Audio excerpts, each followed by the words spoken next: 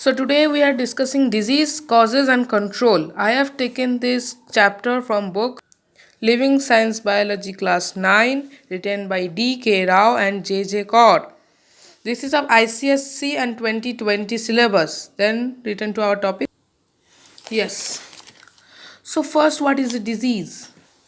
As we can see, any physical or functional change from the normal state of the body which causes discomfort, disability or disturb the health of a normal person or a healthy person is a disease. So at this part we can tell that any physical or functional change means I can move my hand like this and cannot move like this because I have a harm in my hand. So if for this harm I have a disturb in my daily routine, I cannot move my hand more than this, it hurts me. So this is a type of disease or disturb in my body. So you have to learn this definition very perfectly. So you can take screenshot of this. I will hold 5 seconds. Okay. Then symptoms of disease. What are symptoms? Suppose we have fever. How we can know we have fever? We can know by its symptoms. We would cough, sneeze, our body temperature will go high. So this we can know what is the symptom or what is the disease inside our body. So here, how do we know if we are suffering from a disease? The book is asking us some questions and then the book only will give the answers of this question. How do we know if we are suffering from a disease? How do we know that there is something wrong in our body? We can know about a disease from its symptoms. As I have already told, any abrupt behavior of a organ or any external signs of problem in the body is known as symptoms of that disease. Okay. Then agents of disease. So normally diseases caused by bacteria, fungi, protozoans that are agents of diseases. Like here is given bacteria, fungi, viruses and protozoan. We will discuss each of them in this chapter. One in the first part, in this part and another part in next. So here in this chapter, we will learn some diseases caused by various pathogens, namely bacteria, virus, protozoan and worms. Okay, so diseases caused by bacteria. First, we will learn how bacteria is look like and what is the size of their body, how they live, what is the main problems that are caused by bacteria, all the things that are related to bacteria. First of all, bacteria ranges from 0.005 to 0.00 millimeter long. It's a very small size. We cannot even see bacteria from our normal eyes. I can even tell that is thousands of bacteria at my tip of my this finger, but I cannot see them. So their size is too small and they are everywhere in this air, in this book cover, even in my hands, this bed sheet, everywhere bacteria is abundantly available. This is the most abundant organism in our earth.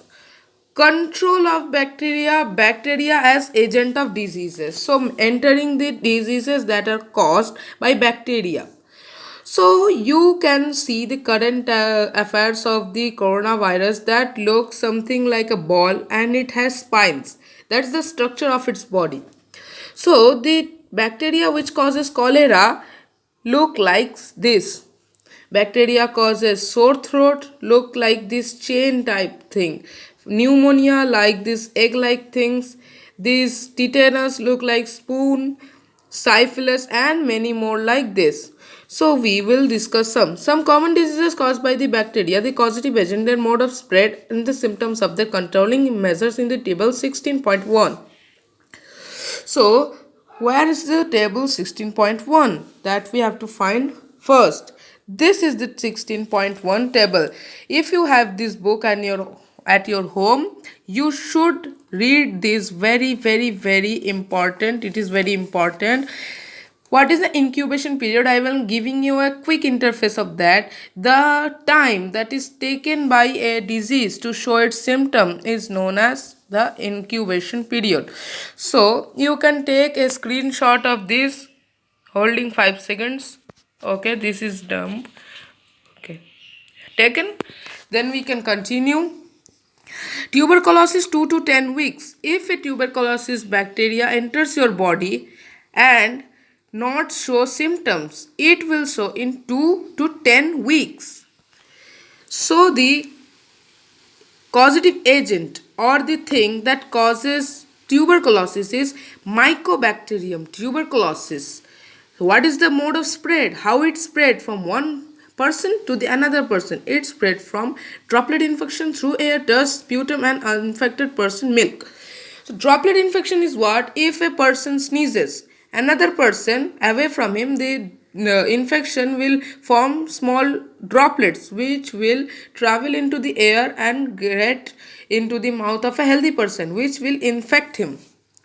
Through cattle milk, if the cow and the animal is getting infected through dust, air, sputum, anything. So the symptoms: persistent cough. Persistent cough means we have the normal cough, not that harsh cough. We have normal cough. General weight loss. You can understand. Sputum may contain blood. Means sputum means our urine may contain blood. Afternoon fever. Afternoon fever is very common in this disease. Chest pain, breathlessness. What is the prevention? How we can prevent this disease from growing inside our body? We can give the patient BCG vaccine, antibiotics like spectromycin, isolation of patient covering the mouth while sneezing. Okay, is now we can know that it is a droplet infection. If we do not cover our mouth, our when we talk, the small droplets will go into the air and the person in the front of us will get this infection. So second is cholera, third is typhoid, and last is diphtheria. Cholera, 0 to 6 days. If cholera enters your body, you will directly get symptom or in 6 days. The causative agent is Vibrio cholera, and this mode of spread is contamination of water and food and by flies and vectors such as flies. Okay, the symptoms are inflammation of the gut. The gut is the part where mainly our excreta comes out. That part will inflammate or do itching, inflammation of that area. You can understand. Dehydration means loss of water in our body. Abdominal pain, reduced urination. Your urination will be reduced and your abdomen will pain. So what is the prevention? Anti-cholera vaccines, vaccines that are anti-choleral. Antibiotics such as tricyanine and chloromephilicon. This pronunciation is tough. You can take a quick screenshot of this. Okay. Clean drink water, safe disposal of sewage, avoid food exposed to flies. Okay.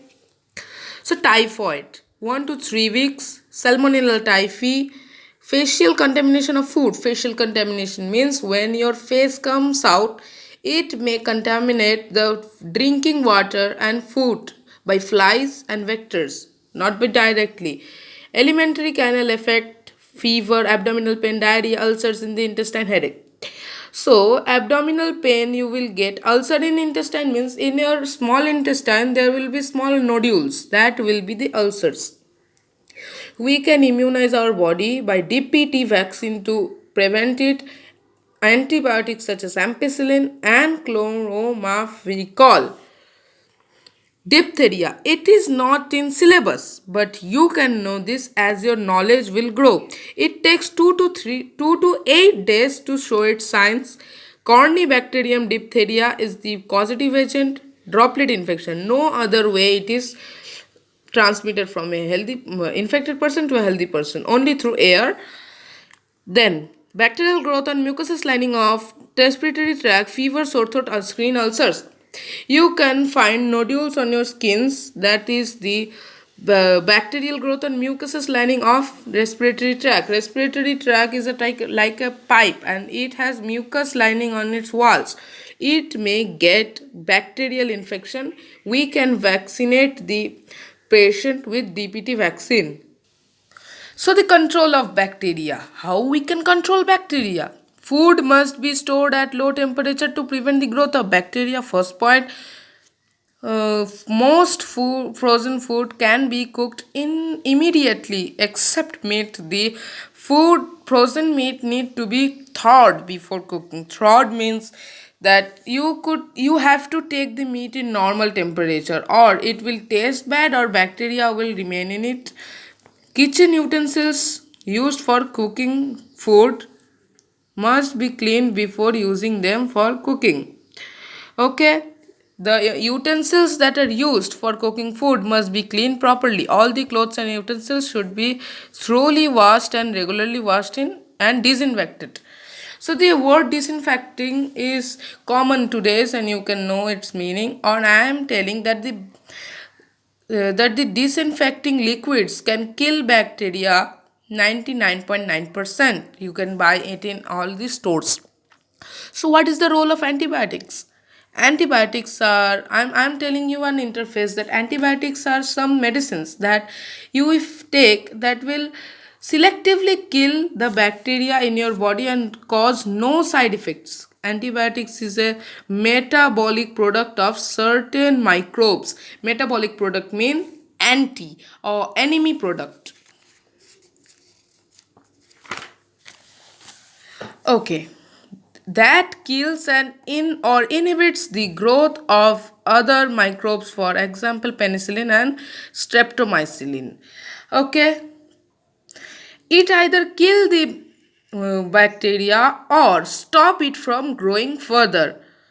So antibiotics that are effective against wide range of pathogens are called broad spectrum antibiotics. That many types of diseases are stopped by these type of antibiotics. The role of vaccine. What is the role of a vaccine? You can see a picture when everybody is small kid, everybody is immunized or vaccinated by this type of method. So I will not do the every word of this paragraph because it is not so important in your syllabus. I will give you a quick interface of this, that vaccines are weakened cells which will not harm you, are weakened cells of a disease. Like you are immunized by polio vaccine. The polio vaccine contains the weakened cells of polio only, weakened or dead. When these cells enter our body, the white blood cells start producing antibodies against them.